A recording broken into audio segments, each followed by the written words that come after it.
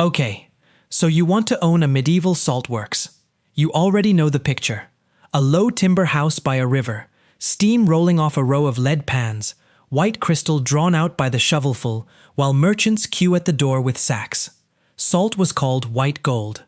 It preserved meat through the winter, cured fish for a continent that fasted half the year on Fridays and all of Lent, and it never went out of demand because nobody could live without it. So the picture writes itself. Own the pit, own the fortune. One document ruins the picture before you've even lit a fire. In 1086, William the Conqueror's surveyors rode into Nantwich and counted 8 salt houses on the town's one brine pit. They wrote down who received the money those houses made. The king took 2 shares, the Earl of Chester took 1.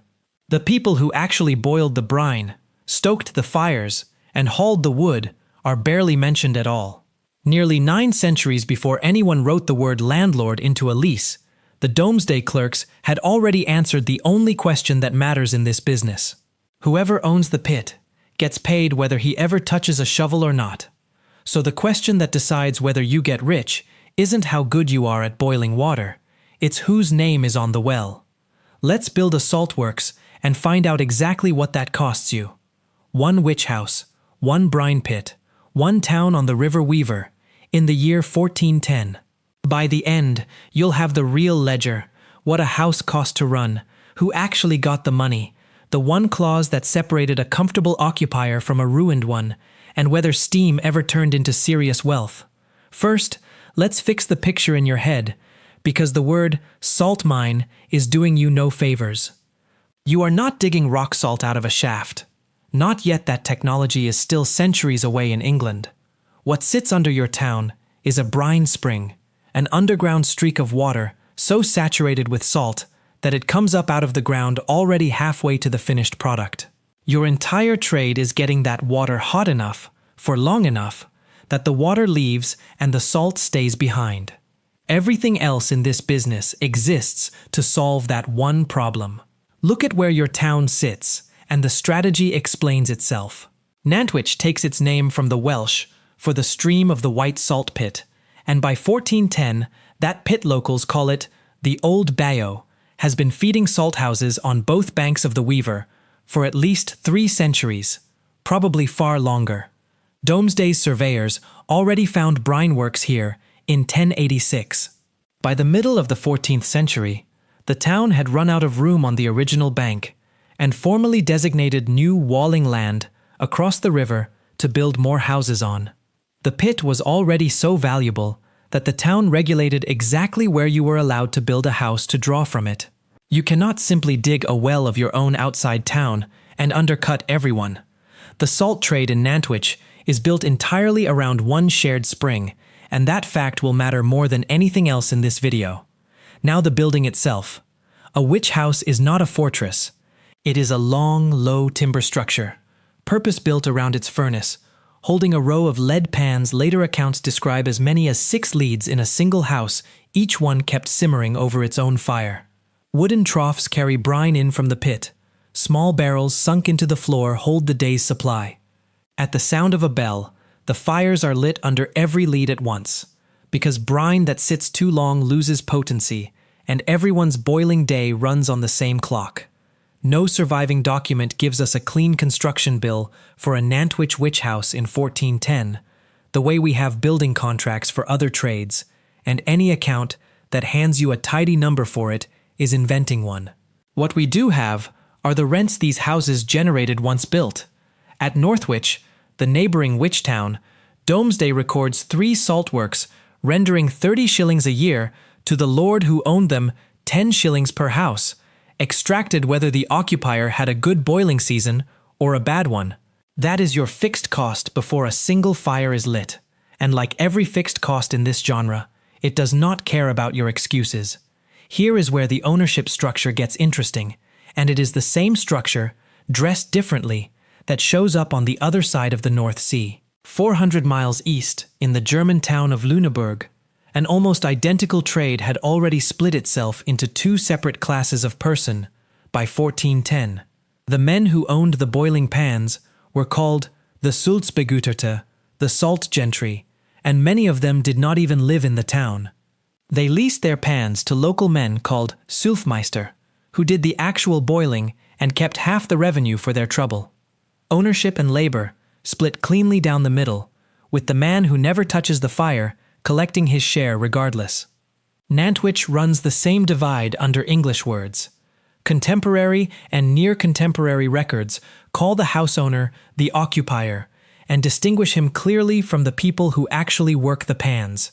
The wallers, so called because walling was the local term for the boiling and drawing of salt. By the late 14th century, town records show occupiers hiring women specifically as wallers to run the pans, likely while their husbands worked the fields or a craft trade elsewhere in town. This is a household economy, stacked on top of an ownership economy. The occupier owns the house and the right to draw brine. The wallers do the physical work of turning that brine into salt. And exactly like East Meon's plough contract or Lüneburg's leased pans, the question that decides your fortune is which side of that line your name sits on. Buying your way into the pit itself costs money before you've built anything. This is not a free resource sitting in the ground for anyone to take. Since Domesday, the right to draw brine from the Nantwich pit has belonged to the King and the Earl of Chester jointly, split 2 shares to 1. An occupier does not simply arrive and start pumping. He holds a house on land that carries the obligation to pay toll on what it produces, and the town's Domesday-era customs are specific about who pays what. A stranger from outside the shire, carting away a horse-load of salt, pays more than a local man doing the same. Anyone who tries to slip goods past the toll and gets caught faces a fine of 40 shillings, roughly 160 days of a laborer's wages gone in one penalty, which tells you the toll was taken seriously and was worth someone's while to enforce. Fuel is the expense that never sleeps, and here your business shares its deepest bone with the Lüneburg salt gentry across the sea. A pan of brine does not boil itself, and it does not boil quickly. Common salt was simmered slowly for hours before the crystals sank far enough to be raked to the pan's edge. Every hour of that boil burns wood, and Cheshire's witch towns sat inland, away from any coalfield convenient enough to matter yet. The wood has to be cut, carted, and stacked before the bell rings, and it burns at exactly the same rate whether the finished salt sells for a good price that week or a bad one. In Lüneburg, this same appetite for fuel eventually stripped the surrounding heathland of timber across the medieval centuries, a documented ecological cost of that industry. Not a Nantwich-specific one, but the same physics apply wherever brine meets fire. No surviving Nantwich account gives us a precise cords per boil figure the way Roman bath furnaces have been reconstructed by modern archaeologists. So treat the scale of the fuel bill as proportional to the German evidence rather than as a measured Cheshire number. Labor is the second constant drain, and it is not simply the waller's wages. Someone hauls the wood. Someone tends the fire through the night so the boil does not stall. Someone rakes and lifts and ladles salt into wicker baskets while the pan keeps simmering behind them, and someone carries the finished baskets to dry before they can be sold or carted away. A working witch house is a small factory floor, not a man and a kettle. Broad English wage benchmarks for the period put an unskilled laborer at roughly 3 to 4 pence a day, the same figure that anchors wages across every trade this channel has covered, and a house running 6 leads at once needs several hands working in shifts around the clock. The bell sets for everyone. Now the revenue side, and this is where the picture in your head was almost right, just for the wrong reason. Salt does not go bad, does not go out of fashion, and does not stay in one place. It moves by packhorse and cart to every town within reach, because every household that salts meat for winter, every fishery on the coast curing its catch, and every tanner treating hides needs a steady supply, not a one-off purchase. That gives you something genuinely rare in this genre, a product that is both a daily necessity and fully storable, sold in an active, tolled, cross-border trade rather than consumed quietly by a single manor. Where the blacksmith depended on a plough wearing out, and the inn depended on a traveler passing through, The which house depended on something closer to certainty. Every household in reach of the road needed salt every single year, whether the harvest was good or bad. That should make this the safest business in the whole series. It very nearly is. But it carries one structural weakness none of the others do. The pit itself is finite, shared, and cannot be moved. A caravan can reroute around a closed border. An inn can wait out a quiet season. A witch house cannot relocate its brine spring. Every occupier in Nantwich is drawing from the same well the Domesday clerks counted 8 houses on 3 centuries earlier. And by the time your shop opens in 1410, the town has already run out of room on the original bank and pushed new houses across the river to keep up with demand for space at the one pit that matters. Town-level records describing formal rationing of brine access date from slightly after this period.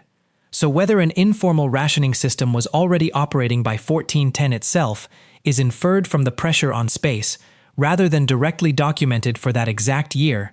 What is documented is that available walling land was already being expanded to cope with the number of houses competing for one spring. That single fact is the contract clause equivalent for this trade, and it cuts differently than East Meon's iron bill or the Vipaska bathhouse lease. You are not choosing between 2 negotiated contracts.